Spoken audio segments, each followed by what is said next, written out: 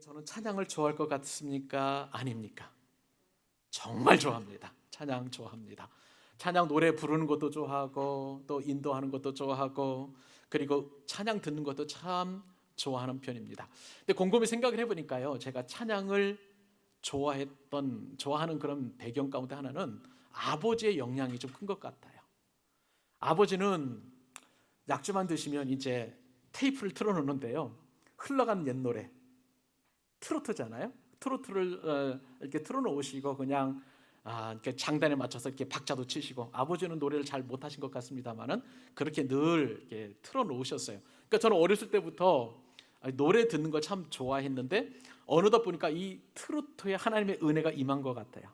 그래서 하나님의 은혜가 덧입혀지니까 학교 다닐 때는 기독 동아리에서 찬양 인도로 그렇게 쓰임을 받게 되었고, 예전에 제 모교회에서는 성가대 지휘자로 이렇게 봉사하기도 했었습니다. 여하튼 그렇게 해서 하나님의 은혜를 덧입고 이렇게 찬양을 좋아하고 찬양 인도도 하게 되었는데, 찬양을 인도하는 제가 요즘 찬양은 참 어려운 것 같아요. 곰곰이 생각을 해보니까 옛날 찬양들은 박자가 딱딱 들어맞습니다. 근데요, 요즘 찬양은 엇박자가 그렇게 많은 거예요. 그리고 뭐 점 16분음표도 있고, 그 다음에 중간에 어떻게 마디마다 끊어가지고 이렇게 찬양이 진행되는 게 아니라 중간에 되고 하다 보니까 이것을 제가 몇 박을 쉬어야 되고 계산하면서 찬양을 하니까 자꾸 이렇게 박자가 안 맞는 그런 일들이 자꾸 되풀이되는 것 같습니다. 그 중에 하나요, 제가 특별히 어려워하는 찬양이 있어요. 이따가 제가 우리 결단의 찬양을 부를 때에 그 찬양을 부르고 싶은데, 예수전도단 출신의 아티스트 김명선 자매라는 자매가 아티스트가 있습니다. 이 자매가 작사 작곡한 시선이라는 곡이 있어요. 이 시선이라는 곡이 일주일 내내 제 마음을 사로잡았어요. 원래는 결단의 찬양을 다른 찬양으로 하고 싶었는데 오늘 말씀과 연관지어서 이 시선이라는 찬양을 자꾸 제가 읊조리게 되었습니다. 가사가 제 마음에 확 와닿았어요. 그 가사는 이렇습니다. 내게로부터 눈을 들어 주를 보기 시작할 때 주의 일을 보겠네. 내 작은 마음 돌이키사 하늘에 꿈꾸게 하네. 주님을 볼 때 모든 시선을 주님께 드리고 살아계신 하나님을 느낄 때 내 삶은 주의 역사가 되고 그때부터 하나님이 일하기 시작하네. 여러분 어떻습니까? 가사가 마음에 와닿습니까? 아니, 아직은 아니라고 하실 분들도 계시지만은요, 오늘 말씀을 듣고 나면 이 가사가 여러분의 마음에 확 들어갈 줄로 저는 믿습니다. 여러분, 제가요 이 찬양을 입에 달고 살면서 이번 주에 참 기쁘게 되었는데, 왜냐하면 오늘 말씀을 묵상하면서 이게 연관지어지기 때문에 그래요. 여러분, 오늘 말씀을 읽은 분들 가운데 아주 유심하게, 내지는 어제 제가 여러분들에게 이제 주보를 통해서 오늘 본문 말씀을 보내드렸는데, 그 말씀을 보시고 읽었던 분들은 유독 들어오는 단어가 있었을 거예요. 뭘까요? 하나님 보시기에 좋았더라. 맞습니다. 하나님 보시기에 좋았더라. 이 시선이라는 것은요, 눈의 방향을 말하는 거예요. 눈의 방향. 쉽게 말하면 눈이 가는 길이라고 할 수가 있겠는데, 여러분, 우리 시선은 어떻습니까? 관심이 있는 곳에 자꾸 눈길이 머무는 것 우리가 부정할 수 없을 거예요. 돈에 관심 있는 사람은 항상 돈만 보일 겁니다.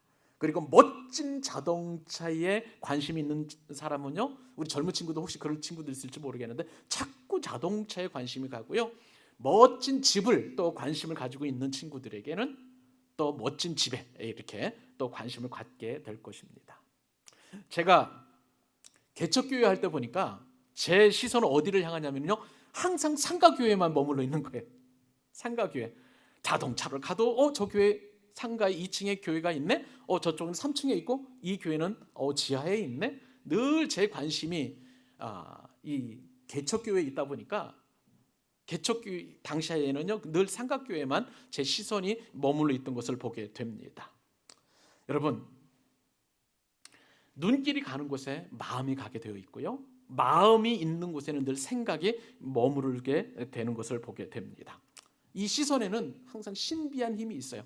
그래서 이 시선을 어디에 두고 무엇에 두고 누군가에 두느냐에 따라서 우리의 인생은 방향이 확 바뀌게 됩니다. 그래서 여러분들을 축복하고 싶어요. 여러분의 눈과 여러분의 시선이 오직 하나님께로 향할 수 있기를 주님의 이름으로 축복합니다. 오늘 말씀은요, 그 말씀을 듣는 거예요. 우리의 시선이 돈도 아니고 멋진 자동차도 아니고 궁궐 같은 그런 집도 아니에요. 이 모든 것을 다 초월하고 우리의 삶을 주관하시는 그 하나님 앞에 우리의 시선을 두게 될 때에 오늘 우리에게 부르게 될 그 찬양처럼 우리의 삶은 주님의 역사가 될 줄로 믿습니다. 하나님이 그때부터 일하기 시작하게 될 것이고요, 우리의 시선을 주님께 드리게 될 때는 우리가 하나님을 느끼게 될 줄로 믿습니다. 오늘 여러분 설교 제목이 뭐예요? 종류대로 열매 맺는 인생이에요. 그러니까 우리의 눈길이, 우리의 시선이 하나님께로 향하게 된다면 오늘 말씀과도 같이 각기 종류대로 열매 맺게 되는 것입니다. 이 시간에 계신 그리고 함께 예배하는 모든 성도님을 축복합니다. 하나님께로 그 시선을 두어서 하나님을 기쁘시게 하는 열매 맺는 인생 되기를 주님의 이름으로 축복합니다. 자, 그러면 이제 세 가지 교훈 우리가 살펴볼 텐데요. 각기 종류대로 열매 맺는 인생이란 무엇인가? 첫 번째 원리를 보니까 이 각기 열매 맺는 인생은 뭐냐면요, 무엇보다도 하나님 보시기에 좋은 인생이 열매 맺는 인생이 된다는 것입니다. 여러분, 하나님께서 지금 우리가 계속 매 주일마다 창세기 말씀을 통해서 천지를 창조하신 그 말씀을 우리가 상고해 가고 있습니다. 오늘 벌써 6번째 시간인데, 근데 오늘 창조 날짜로는 셋째 날이에요. 여러분 기억하세요? 첫째 날에 하나님께서 창조하신 것이 무엇입니까? 빛이에요. 그렇죠? 빛을 창조하셔서 어둠과 구분하셨고, 둘째 날에는 궁창을 만드셨습니다. 그래서 궁창 위의 물과 궁창 아래의 물로 나누셨습니다. 근데 오늘 본문에 보니까 오늘 말씀은 셋째 날인데, 셋째 날에는 물을 다 모으시고 그리고 묻을 모아서 땅을 만드셨던 그 내용이 오늘 본문에 기록되어 있습니다. 여러분 오늘 말씀 9절과 10절 다시 은혜 받는 마음에서 같이 읽어보기를 원합니다. 자, 시작. 하나님이 이르시되 천하의 물이 한 곳으로 모이고 묻이 드러날 하시니 그대로 되니라. 하나님이 묻을 땅이라 부르시고 모인 물을 바다라 부르시니 하나님 보시기에 좋았더라. 다시 한번, 하나님 보시기에 좋았더라. 그렇습니다. 여러분 오늘 본문에 보니까요, 하나님께서 셋째 날을 창조하시는데 제가 좀 말씀을 묵상하면서 보니까 첫째 날, 둘째 날하고 셋째 날에 좀 차이점이 있어요. 하나님께서 창조하신 첫째 날과 둘째 날에는 우주에 하나님의 시선이 머물렀다는 거예요. 그렇죠? 근데 오늘 셋째 날에 보니까 우주가 아니라 이제는 땅에, 묻에 하나님의 시선이 고정되어 있는 것을 보게 됩니다. 그리고 첫째 날, 둘째 날에는요, 하나님께서 구분하셨어요. 첫째 날에는 빛을 창조하시고 어둠과 구분하셨죠? 둘째 날에는 궁창을 만드시고 궁창 위에와 아래를 또한 구분하셨습니다. 근데 오늘 본문에서 셋째 날에는 이제는 나누시고 구분하시는 것이 아니라 모으신 거예요. 모으셨어요. 그래서 물이 굉장히 많았는데 곳곳에 있었는데 그 물을 한 곳에 모아가지고 그 물을 무엇이라고 말씀하셨냐면 바다라, 그렇게 말씀하시고, 이제 물이 모아지니까 나머지 이제 땅이 드러나게 되었는데, 묻이 드러나게 되었는데, 이 땅이 모아져서 나중에는 어떻게 됐냐면요, 땅이라, 묻이 땅이라, 그렇게 하나님께서 표현하시게 되었던 것입니다. 여러분, 하나님은 모으시는 분이세요. 바다는요, 물이 더 모아지면 모아질수록 더 풍성해지는 줄 믿습니다. 원래 이 모인다는 말은요, 원어적인 뜻이 뭐냐면은 함께 묶이고 튼튼하게 한다는 뜻을 가지고 있어요. 여러분 생각을 해보세요.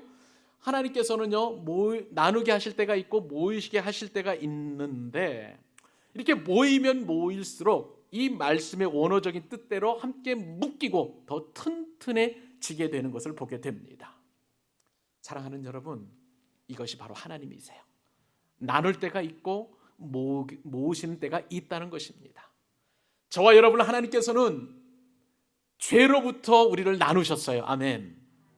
우리를 세상 사람들로부터 나누셔서 하나님의 백성으로 구분하여 세우신 줄로 믿습니다. 이것이 구분이에요.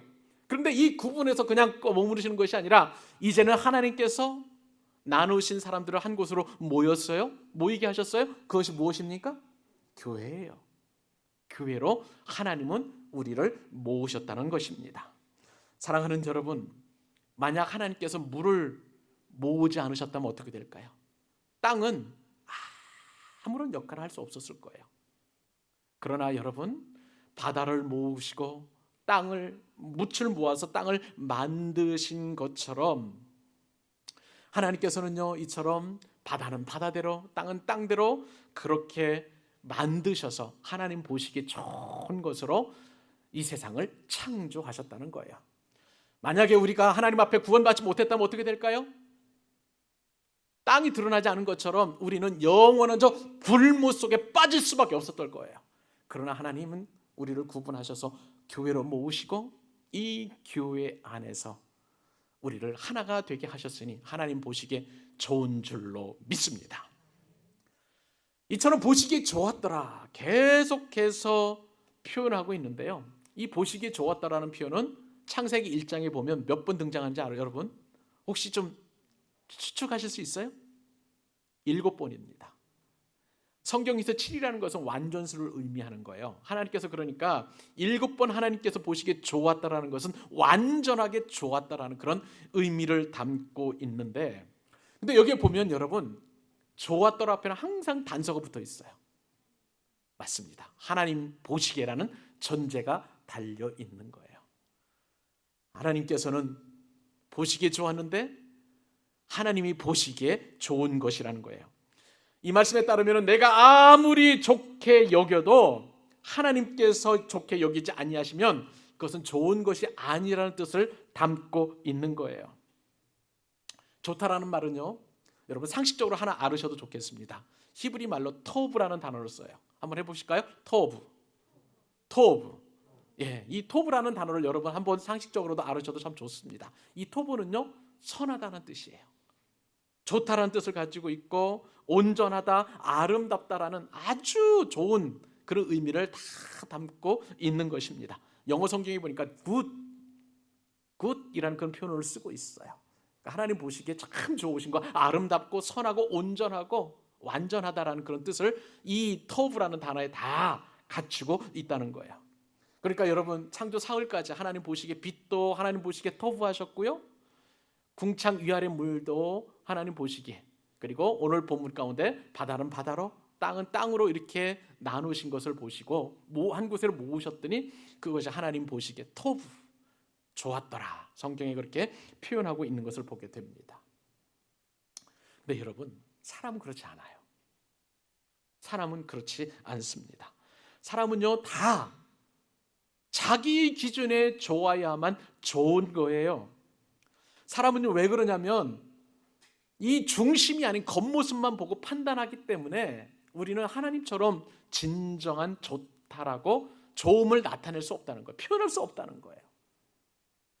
성경에 예를 들어보면 놀랍게도 사무엘 선지자가 사람의 눈으로 보고 좋게 여긴 장면이 등장하게 됩니다. 하나님은요, 다윗을 하나님의 왕으로, 그러니까 이스라엘을 통치할 그런 왕으로 이미 예정해 놓으셨어요. 그런데 사무엘이 보기에는 다윗이 아니었어요. 눈에 들어오지도 않았어요. 그 자리도 없었어요. 이새의 가장 큰 아들 엘리압을 보고 이미 저 청년이야말로 내가 왕으로 세우면 참 좋겠다, 이스라엘의 왕감이구나 하는 그런 판단을 내렸다는 거예요. 사무엘상 16장 6절로 7절 보면 성경이 이렇게 표현하고 있습니다. 그들이 오매 사무엘이 엘리압을 보고 마음에 이르기를 여호와의 기름 부으실 자가 과연 주님 앞에 있도다 하였더니 여호와께서 사무엘에게 이르시되 그의 용모와 키를 보지 말라. 내가 이미 그를 버렸노라. 그는 내가 보는 것은 사람과 같지 아니하니 사람은 외모를 보거니와 나 여호와는 무엇을 봅니까? 중심을 보시느니라. 중심을 보시느니라. 사랑하는 여러분, 특별히 우리 젊은 청년들 배우자를 선택할 때에 외모 중요하게 보잖아요. 이것은 진리입니다. 왜냐하면 오늘 말씀에 보니까 사람은 뭘 봐요? 사람 외모를 보잖아요. 그러니까 이거는 성경에 있는 말이, 여러분들이 다른 사람들의 그 배우자의 키도 보고 그다음에 직장도 보고 뭐 이런 거 보는 것, 이거는 진리예요. 왜냐하면 성경에 나와 있기 때문에. 그러나 여러분들을 축복할 때 특별히 외모가 아닌 사람의 중심을 볼 수 있기를 바랍니다. 내 눈에 아무리 좋아도 하나님 보시기에 좋지 않으면 그것은 좋지 않은 거예요. 사무엘이 그랬잖아요. 엘리압부터 시작해서 이새의 아들들을 쭉 보게 되었는데 하나님은 마음에 들지 않으셨어요. 맨 마지막에 저 목동 안 알려진 그 다윗을 보고 하나님의 마음에 흡족하게 보신 거예요. 사람과 하나님은 이렇게 차이가 있는 것을 보게 됩니다. 그런데요, 여기서 놀라운 것은 그렇게 하나님의 마음에 들었던 다윗도 하나님 보시기에 죄를 저질렀던 때가 있었던 거예요. 우리가 잘 아는 것처럼 그때 언제입니까? 우리아의 아내 바세바를 취했던 그 사건이에요. 하나님께서 다윗을 얼마나 미워하셨는지 보실래요? 사무엘하 11장 26절로 27절. 우리아의 아내는 그 남편 우리아가 죽었음을 듣고 그의 남편을 위하여 소리내어 우니라. 그 장례를 마침에 다윗이 사람을 보내 그를 왕궁으로 데려오니 그가 그의 아내가 되어 그에게 아들을 낳으니라. 그 다음에 보세요. 다윗이 행한 그 일이 누구 보시기에 여호와 하나님 보시기에 악하였더라. 하나님의 마음에 들었다가도 이 죄로 말미암아 여호와 보시기에 하나님 보시기에 악을 행할 수 있다는 것이 연약한 우리예요. 연약한 우리입니다. 성경에서는요, 이스라엘 왕들을 평가하실 때 늘 나타나는 표현이 있어요. 여호와 보시기에 어떠하였느냐. 여호와 보시기에 선한 왕이 있었고요, 여호와 보시기에 악한 왕들도 많았습니다. 그런데 여러분, 놀라운 것은 그 여호와 보시기에라는 그 관점으로 저와 여러분을 하나님께서 보시는 줄 믿으시기 바랍니다. 우리는 그래서 늘 그 시선을 의식해야 돼요. 나를 바라보시는 하나님의 눈길을 여러분 늘 의식해야 된다는 거예요. 그러므로 내 생각, 내 행동, 내 말은 과연 여호와 보시기에 어떠한가? 내 취향에 아무리 좋은 그런 것이라 할지라도 하나님이 어떠실지를 늘 보아야 되는 것입니다. 사랑하는 여러분, 하나님 보시기에 좋은 사람이, 하나님 보시기에 좋은 인생이 우리에게도 좋은 사람이요, 우리에게도 좋은 인생일 뿐만 아니라 그 환경이 나에게도 좋은 환경임을 여러분 인정하실 수 있기를 바랍니다. 여러분, 이 말씀을 통해서 우리가 코로나19 시대, 팬데믹 시대를 살아가는 우리 자신 한번 살펴보아야 되는 거예요. 나는 과연 하나님 보시기에 좋은 신앙생활입니까? 아니면 하나님 보시기에 악한 신앙생활입니까? 또한 여러분, 내 가정은 하나님 보시기에 좋은 가정입니까? 아니면 내가 보기에만 좋은 가정입니까? 그리고 내가 섬기는 직장, 내가 섬기는 사업장, 하나님 보시기에 좋은 직장이요 사업장입니까? 아니면 내가 보기에 좋은 직장이요 환경입니까? 설령 내가 보기에 아무리 나쁘다 할지라도 하나님이 보시면 그 환경과 그 사람과 그 순간은 나에게도 좋게 되는 줄 믿으시기 바랍니다. 오늘 말씀을 통해서 하나님은 우리에게 교훈하시고 말씀해 주세요. 우리는 결국 하나님 보시기에 좋은 인생이 되어야 된다는 거예요. 그래야만 각기 종류대로 열매 맺는 인생이 될 수 있다는 거예요. 사랑하는 여러분, 오늘부터 우리 결단하십시다. 내가 보기에, 내 눈길에, 내 시선에 좋은 것이 아니라 하나님 보시기에 좋은 인생 될 길을 소원하는 여러분 되시기를 주님의 이름으로 축원합니다. 아멘. 오늘 말씀을 통해서 각기 종류대로 열매 맺는 인생은 어떤 인생일까요? 두 번째 교훈 살펴볼까요? 그것은요, 하나님의 말씀대로 되는 인생입니다. 따라서 해보십시다. 하나님의 말씀대로 되는 인생. 맞아요. 하나님의 말씀대로 되는 인생이 열매 맺는 인생이에요. 하나님께서 창조 셋째 날에 이제 바다와 묻을 이제 따로 구분하시고 모아서 바다도 만드시고 땅을 만드시니까 하나님 보시기에 참 좋으셨습니다. 이제 그 땅에서는요, 각종 새들, 채소와 나무와 풀들이 열매 맺을 것이고요, 바다에서는 물고기가 종류대로 살 것입니다. 그러니 하나님 보시기에 참 좋으셨어요.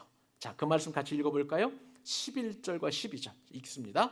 하나님이 이르시되 땅은 풀과 씨 맺는 채소와 각기 종류대로 씨 가진 열매 맺는 나무를 내라 하시니 그대로 돼요. 땅과 풀과 각기 종류대로 씨 맺는 채소와 각기 종류대로 씨 가진 열매 맺는 나무를 내니 하나님 보시기에 좋았더라. 아멘. 자, 여러분, 이 말씀을 묵상해 보면서 또 하나님께서 창조 사역을 새롭게 하시는 것을 보게 됩니다. 지금까지 첫째 날, 둘째 날은 하나님께 직접 말씀하셨어요. 빛이 있으라, 궁창이 있으라. 그대로 되었어요. 그런데 오늘 말씀을 보면 이제는 꽃 하나하나의 이름을 그렇게 말씀하시는 것이 아니라, 그리고 채소 하나하나의 이름을 말씀하시는 것이 아니라 하나님께서 그냥 땅으로 하여금, 바다로 하여금 창조할 수 있도록 그 권한을 위임하신 것을 보게 됩니다. 하나님께서 땅에게 말씀하시죠. 명령하십니다. 풀과 씨 맺는 채소와 각기 종류대로 씨 가진 열매 맺는 나무를 내라. 하나님의 창조는 이처럼 굉장히 다양해요.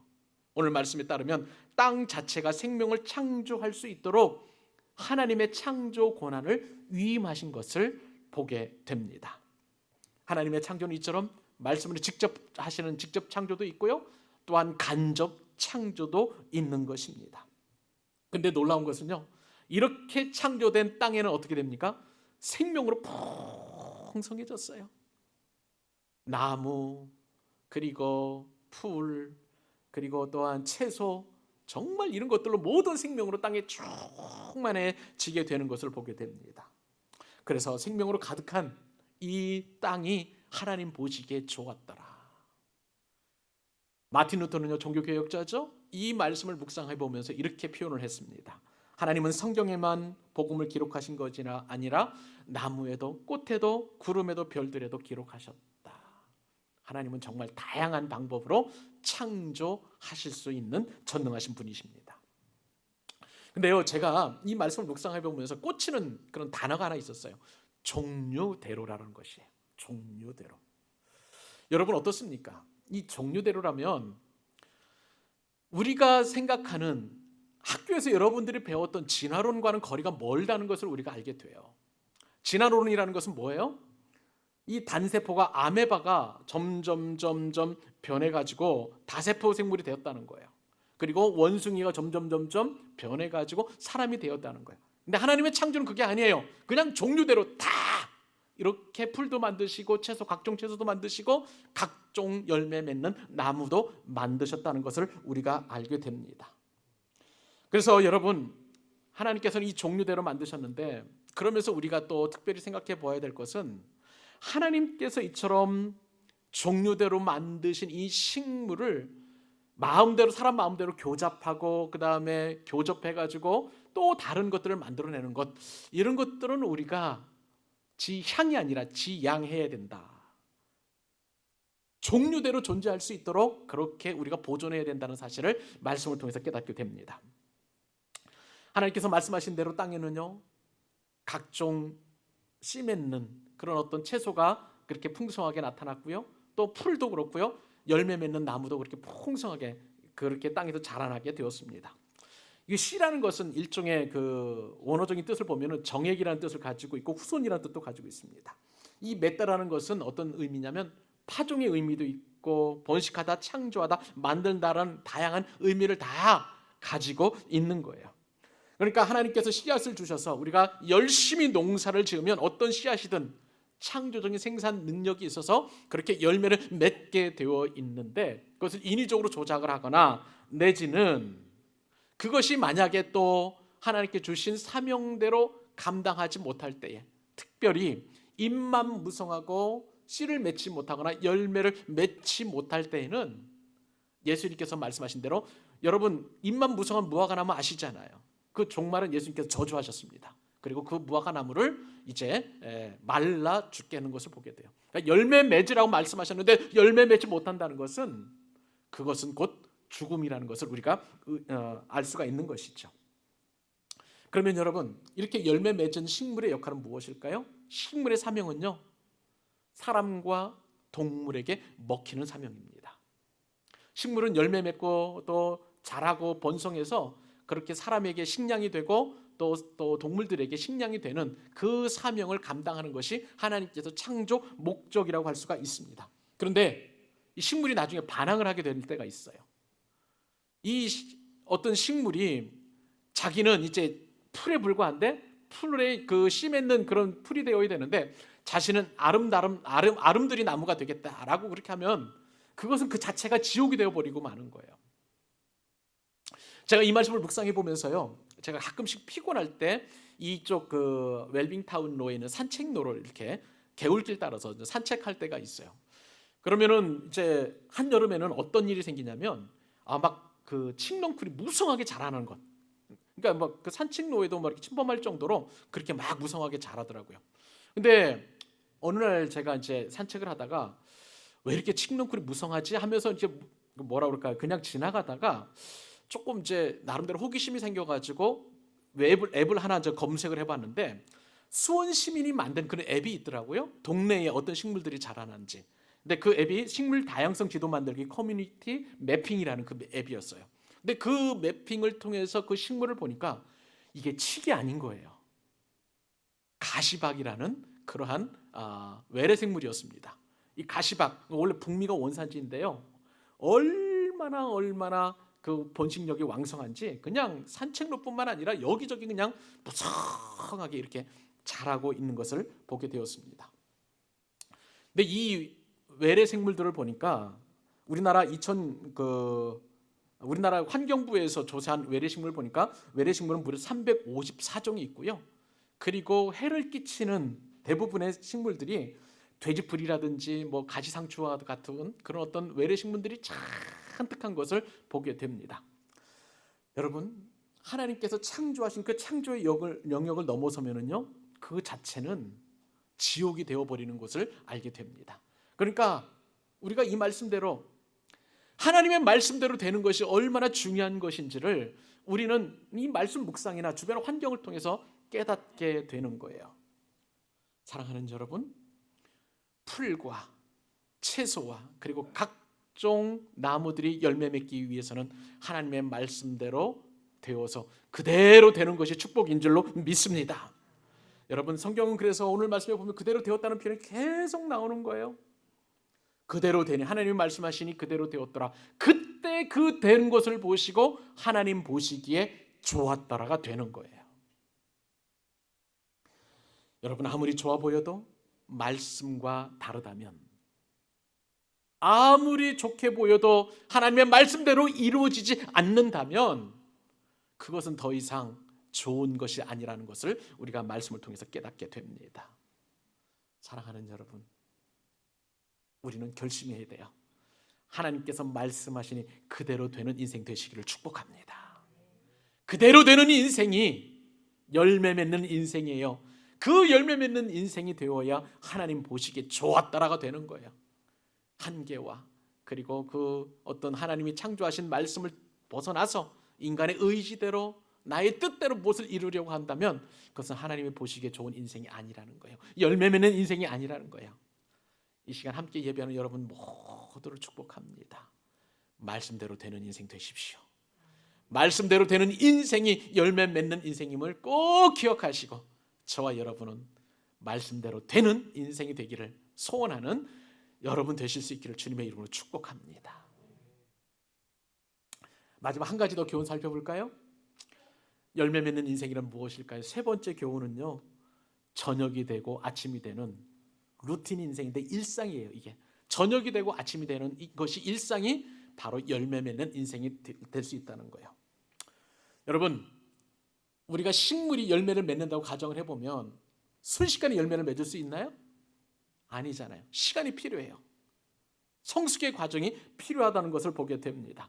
저녁이 되고 반드시 아침이 되어야만 열매를 맺을 수 있다는 거예요. 여러분 한번 생각해 보세요. 매일매일 밤이다. 밤이 없는 매일매일 낮이다 생각하면 과연 열매를 맺을 수 있을까요? 그렇지 않아요. 맺을 수 없기 때문에 하나님께서는 저녁을 주시고 아침이 주셨습니다. 오늘 말씀 13절 같이 한번 또 읽습니다. 자, 시작. 저녁이 되고 아침이 되니 이는 셋째 날이니라. 아멘. 풀도 채소도 나무도 종류대로 씨와 열매를 맺으시니 하나님 보시기에 좋았습니다. 원래 하나님은 선하신 분이세요. 그러니까 선하신 하나님께서 창조하신 모든 것들은 다 선하고 좋고 아름답고 온전하고 완벽한 것이었습니다. 근데 그 아름다움은요, 반드시 저녁이 되고 아침이 되어야만 그 아름다움이 유지될 수 있고 완전함이 유지될 수 있다는 거예요. 여러분, 하나님 보시기에 아름다울 수 있는 이유는 바로 이처럼 저녁이 있고 아침이 있기 때문이고요. 하나님 보시기에 아름다운 인생이 되는 이유는 저녁과도 같은 우리의 인생에 고난이 있어야만 하는 것이고, 그리고 광명처럼 떠오르는 아침이 있어야만 하나님 보시기에 아름다운, 하나님 보시기에 좋은 인생이 될 수 있을 뿐만 아니라 정말 그것이야말로 하나님을 기쁘시게 하는 인생임을 여러분 기억하실 수 있기를 바랍니다. 우리가 저녁을 맞는 이유는 무엇일까요? 우리가 인생의 고난, 보통 밤이라고 보통 표현하잖아요. 그 밤을 맺는 이유는 무엇일까요? 사탄의 유혹 때문에, 그렇지 않아요? 사탄이 이제 영원히 아름다울 수밖에 없었던 에덴 동산에 뱀으로 침투해서 아담과 하와를 유혹했습니다. 사단이 하는 역할은 뭐냐면요, 하나님이 보는 것을 못 보게 하는 거예요. 그리고 하나님이 보기에 싫으신 것을 보게 하는 것이 사단의 역할이었던 것입니다. 그 죄의 결과로 고통의 밤이 찾아왔는데요. 여러분, 에덴 동산에서 아담과 하와는요, 항상 생명나무를 바라보아야만 했었어요. 그런데 사탄의 유혹을 받아서 선악과를 그만 바라보게 되었습니다. 선악과를 바라보니까 어떻습니까? 보암직도 하고 먹음직도 하고 그리고 지혜롭게 할 만큼 탐스럽기까지 한 거예요. 그러니까 하나님의 시선을 두어야 될 곳에 두지 않으니까 이처럼 사단의 시선 때문에 죄로 떨어질 수밖에 없는 그러한 인간의 죄가 침투하게 될 수 있었다는 거예요. 사탄은 눈에 보이는 것으로 우리를 혼란스럽게 만들고요, 궁극적으로 불안하게 만들고 죄의 사람이 되게 만든다는 것입니다. 여러분, 이처럼 사탄의 눈으로 보게 되면 우리를 죄를 짓게 되고요, 하나님과의 관계가 다 틀어지면서 모든 것이 다 어그러지게 되는 것을 보게 됩니다. 하나님 보시기에 다 좋았던 모든 피조물들도 뒤틀리고 엉켜지고 타락해서 사람만 이처럼 타락한 것이 아니라 모든 피조물들도, 로마서에 보면 모든 피조물들도 다 타락했고 근심과 걱정이 있다고 그렇게 바울은 표현한 것을 보게 되는 거예요. 무엇보다도 가장 비극적인 일이 있었죠. 하나님의 시선으로 안 보니까 죄의 결과로 말미암아 이제는 영원히 죽을 수밖에 없는 죄의 종이 될 수밖에 없었습니다. 죄로 인해서 사람은 영원히 죽었어요. 그리고 환경의 저주를 받아서 질병이 왔습니다. 슬픔이 왔어요. 고통이 왔어요. 절망 속에서 나날을 보내야 하는 인생의 저녁이 오고 만 것입니다. 그러나 여러분, 우리에게는 광명의 새 아침이 있습니다. 그분이 누구이십니까? 생명의 주관자이신 예수 그리스도이십니다. 온통 빛이라고는 한 줄기 빛도 없는 이 인간 가운데에 참 빛이신 예수님께서 오심으로 말미암아 우리에게 아침이 되어 주셨어요. 죄의 해독제이신 이 예수 그리스도를 그러므로 믿기만 하는 사람은 이제는 광명한 아침을 맞게 되는 것입니다. 그러면 여러분, 오직 우리는 예수님을 통해서만 인생의 고난은 저녁에서 광명의 새 아침을 맞게 되니, 그렇기 때문에 우리 인생은 하나님 보시기에 참 좋은 인생, 열매 맺는 인생이 되는 줄 믿으시기 바랍니다. 그 예수님을 믿는 사람은요, 하나님의 영으로 충만한 사람이고 창조의 영으로 충만한 사람이 됩니다. 왜요? 예수 그리스도의 영으로 충만하기 때문에 그래요. 창조의 영으로 충만한 우리가 하나님 보시기에 매일 그렇게 우리는 충만한 삶을 살아야 되는데, 그렇기 위해서는요, 우리에게 매일매일의 루틴이 있어야 돼요. 일상이 있어야 되는 것입니다. 여러분의 몇 가지를 좀 추천해 드리려고 그래요. 우리의 루틴, 저녁이 되고 아침이 되는 것처럼 우리가 매일매일 해야 될 것이 무엇이냐. 광명이신 그 주님을 만나기 위해서 우리가 제일 먼저 해야 될 것은 마음의 아름다움을 가져야 된다는 사실이에요. 어느 아파트에서 멋진 자동차가 들어왔습니다. 그 차에서 내리는 청년을 보고 한 어린아이가 물었어요. 차가 참 멋져요. 이 차를 사려면 도대체 돈이 얼마나 필요하죠? 그렇게 어린이가 그 청년에게 물었답니다. 근데 이 청년이 아이를 바라보면서 이런 얘기를 해요. 이 차는 내가 산 것이 아니라 형이 선물로 주어진 것이기 때문에 나는 이 차값을 잘 모른단다. 그렇게 얘기를 했답니다. 이 말을 듣자 아이는 미소를 지어요. 청년이 말합니다. 너도 그런 형이 있었으면 좋겠지라고 물었는데 이 어린아이가 의외의 답변을 하는 거예요. 아니요. 제가 크면 돈을 많이 벌어가지고 동생에게 좋은 차를 사주려고 해요. 왜냐하면 지금 동생은 다리가 아파가지고 잘 걷지 못하거든요. 그렇게 얘기를 했다는 것입니다. 적지 않은 사람들이요, 많은 사람들이 공급자보다도 수혜자가 되는 것을 원합니다. 나눠주고 흘려보내는 것보다 받고 받는 것을 참 좋아하는 것이 보통 사람들이에요. 근데 오늘 이 예화를 통해서 동생을 향한 형의 아름다운 마음을 보았잖아요. 우리가 매일매일 열매 맺는 인생, 저녁이 되고 아침이 되는 인생을 맞기 위해서는 매일의 루틴 가운데 하나가 우리가 아름다운 마음을 가져야 된다는 거예요. 사랑하는 여러분, 여러분의 매일매일의 아침이 아름다운 마음으로 충만할 수 있기를 바랍니다. 좋은 마음 가지세요. 좋은 마음으로 시작하면 여러분 하루는 열매 맺게 되는 거예요. 또한 우리가 가져야 될 두 번째 루틴은 뭐냐면요, 이번에는 모습의 아름다움이에요. 모습의 아름다움. 성도는 반드시 그 모습이 아름다워야 합니다. 우리가 연예인들처럼 그렇게 외모가 멋지게 태어날 수도 없고 그렇게 가꿀 수는 없지만, 그러나 우리가 할 수 있는 것은 뭐냐면 좋은 인상은 우리가 가질 수 있어요. 늘 하나님과 동행하고 늘 하나님과 함께하면 마음의 기쁨이 넘쳐나니까 엔돌핀이 솟아나고, 그리고 그것이 내 얼굴의 인상으로 드러나게 되는 거예요. 여러분, 제 얼굴이 제 목사 인상 같은가요? 아니면 다른 뭐 인상 같은가요? 대답이 없으시니까 제가 어떻게 만약에 제 인상이 목사 인상 안 같으면 여러분 참 불쾌하실 것 같습니다. 여러분들도 마찬가지죠. 나는 하나님의 자녀예요. 하나님의 자녀로서의 그 좋은 인상을 갖는다면, 매일매일 그런 인상이 여러분들의 얼굴 가운데 쓰여진다면 여러분들은 정말 내면의 기쁨이 충만한 사람이고, 무엇보다도 하나님께서 여러분을 이 땅에 보내주신 목적을 이루는 사명자인 줄로 믿습니다. 그래서 우리는 얼굴 인상을 가꿔야 돼, 매일매일. 세 번째 루틴을 말씀을 드린다면 말의 아름다움이에요. 특히 우리 교회는 말의 힘에 대하여 계속 공부하고 있습니다. 다락방 공부를 통해서 말의 힘, 여러분이 말씀하시는 대로 내 말이 내 귀에 들리는 대로 내가 너에게 행하리라. 우리 교회는 뒷담화하지 않습니다. 앞담화도 하지 않습니다. 축복하고 격려하고 사랑하는 말을 하는 말의 루틴이 있는 그런 성도와 교회가 될 수 있기를 바랍니다. 긍정적인 말, 축복의 말, 격려의 말, 힘을 내는 말, 아무리 어렵고 힘들어도 서로 간에 이렇게 도와주는 말을 하게 된다면 여러분 용기를 가지고 이 땅을 살아갈 수 있는 정말 주님의 백성이 될 수 있을 거예요. 여러분, 말의 루틴을 갖는 여러분 되실 수 있기를 바랍니다. 그리고 마지막으로 우리의 루틴은 이제 삶이 아름다워야 되는 거예요. 말도 아름답고 인상도 아름답고 모습도 아름답고 마음이 아름답다면 우리의 삶도 반드시 아름답게 될 줄로 믿습니다. 이렇게 해야만 우리의 저녁이 그 다음에 아침이 되는 예수님을 닮은 그런 인생이 될 수 있는 거예요. 그래서 열매 맺게 되는 것입니다. 말씀을 맺습니다. 사랑하는 여러분, 복된 삶을 살기 위해서 우리에게 필요한 것은 우리의 모습이 하나님의 시선에 머물러야 되는 거예요.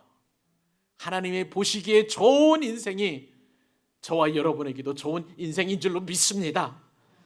우주 만물을 창조하신 그 하나님, 그리고 우주의 운행과 우리 인생 각자의 생사화복을 주관하시는 하나님의 눈에 들 수 있도록, 사랑하는 여러분, 우리가 하나님의 시선을 늘 의식하고 하나님의 눈길을 향해 저와 여러분의 말과 행동과 그리고 우리의 삶의 결정이 이루어질 수 있기를 바랍니다. 그리고 무엇보다도 우리가 하나님의 시선을 갖을 수 있도록 사모했으면 좋겠어요. 하나님의 눈으로 볼 때 어려운 환경도 그것이 하나님 보시기에 좋다면 나에게도 좋은 것이고, 내가 아무리 좋아도 하나님 보시기에 좋지 않다면 그것을 과감하게 포기할 수 있는 여러분 되실 수 있기를 바랍니다. 이 한 주간부터 여러분 결심하십시오. 하나님 보시기에 열매 맺는 인생 나도 열매 맺는 인생이 되기 위해서는 하나님의 시선에 들고 하나님의 시선에 맞춰서 그렇게 보고 느끼고 말하고 생각하고 행동하고 그리고 그렇게 결정하는 그 인생이 되어서 주님께서 말씀하신 대로 모든 것에 열매 맺는 풍성한 생명력을 갖는 저와 여러분 되실 수 있기를 우리 주님의 이름으로 축원합니다.